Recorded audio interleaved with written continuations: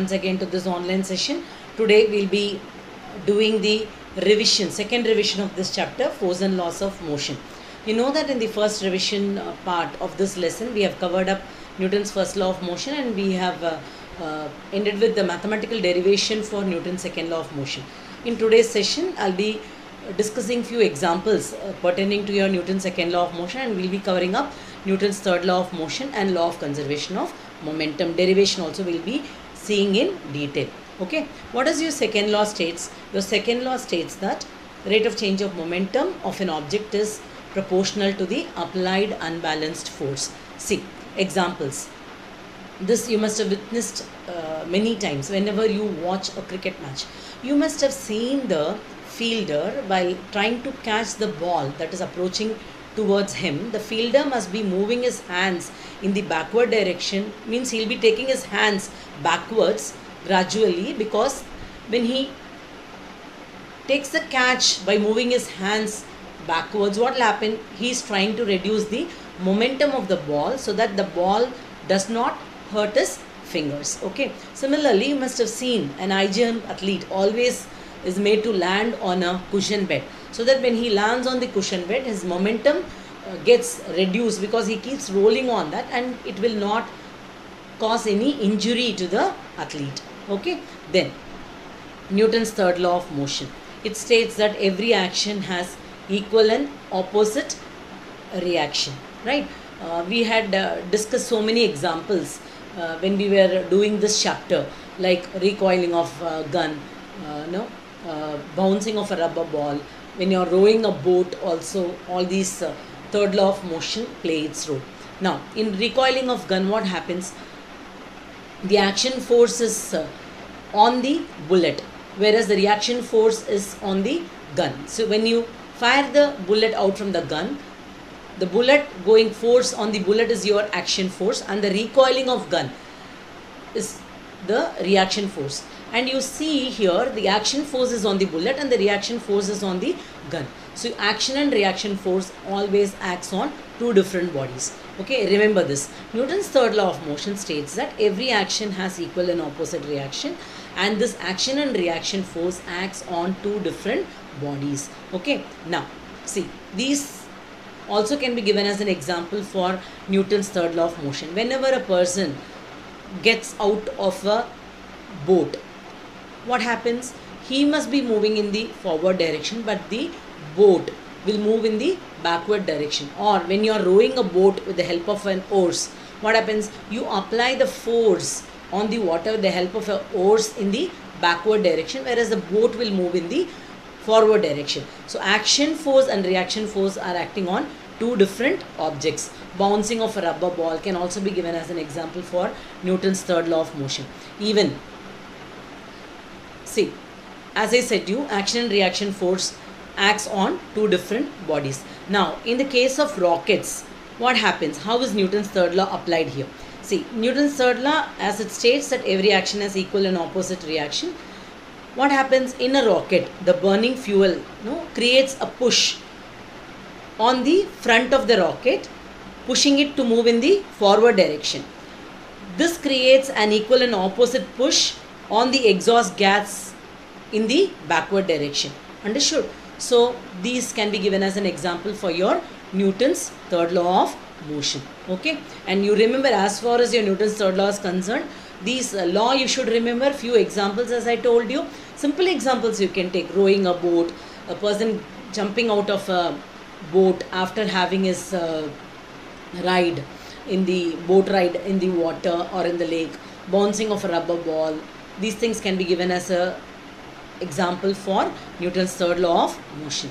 Okay, next we'll talk about law of conservation of momentum. I'll again revise in detail the derivation for this law of conservation of momentum. Okay, let's now start with law of conservation of momentum. You have learned this already. Law of conservation of momentum states that total momentum before collision is equal to total momentum after collision. There is a derivation for this. You have to consider two objects A and B, and let's assume the mass of object A to be MA and mass of object B to be MB. Suppose these two objects, let's assume them as balls, ball A and ball B. They are moving along a straight line in the same direction with different velocities. Let's assume the velocity of A to be UA and velocity of B to be UB, right? So they begin to move along a straight line. After moving some time, they are balls, spherical in shape. So what will happen? After some time, they tend to collide with each other. It is shown in the figure C. At this time, object A will exert a force on B. So you have learned every action has equal and opposite reaction. Same way, this B will also exert a force on A in the opposite direction.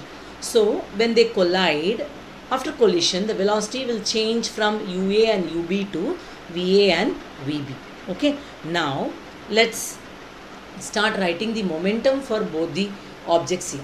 So the momentum of the object A before collision is, what is the formula for momentum? Mass into velocity. For object A before collision, mass is ma. We have already assumed it. Before collision, the velocity was UA for object A and UB for object B. And velocities have changed for ball A from UA to VA, and for ball B it has changed from UB to VB, right? So momentum of the object, that is a ball here, before collision is MAUA, and momentum of the object after collision is MAVA.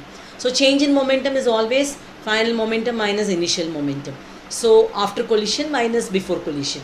So MAVA minus MAUA. Listen carefully what is shown in this slide, then you can understand. Then suppose if we want to calculate rate of change of momentum in the case of A, what will happen? It will be the same expression, that is change in momentum upon time. So MAVA minus MAUA upon T. Okay. Now when you apply second law of motion, what does it tell you? Force applied is directly proportional to the rate of change of momentum.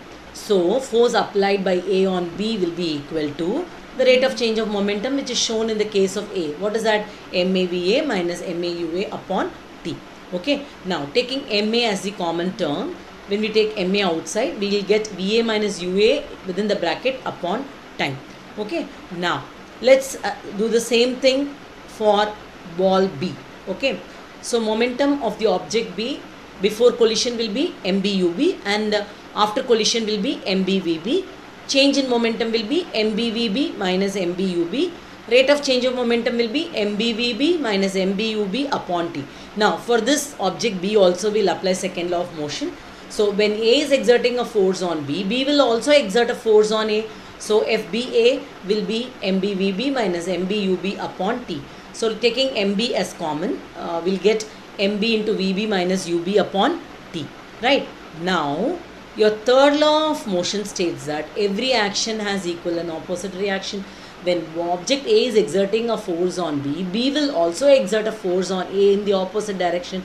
So I will write FAB is equal to minus FBA. So from the previous equation, what was taken for FAB? FAB is equal to change in momentum there. That is your MA into VA minus UA upon T, and for object B it is MB into VB minus UB upon T. We will have a minus sign here because look at the equation. According to third law of motion, every action has equal and opposite reaction. Now we can cancel T on both sides. So we will get MAVA minus MAUA is equal to minus MBVB. There is one more minus before that UB. So minus into minus will give you plus MBUB. Okay. Now so we got this MAVA minus MAUA is equal to minus MBVB plus MBUB. Now taking the like terms together, all U together and V together, we'll get, we have this minus MAUA here. When we take it to the other side, it becomes plus there. Similarly, that minus MBVB, when it is taken to the other side, becomes plus. So it shows that MAUA plus MBUB, that is total momentum before collision, is equal to MAVA plus MBVB, that is total momentum after collision. So the sum of momenta of the two objects before collision is equal to the sum of momenta after the collision, provided there is no external unbalanced force acting on them. This is a condition for law of conservation of momentum. Total momentum before collision is equal to total momentum after collision, provided there is no external force acting on them. So this is your law of conservation of momentum. So with this, we are coming to an end of this session. So revision for this chapter, force and laws of motion, is over. Next presentation will have questions that you can expect from this chapter from your examination point of view. Along with the answers will be provided. Okay, so take care, learn, understand. Okay, bye.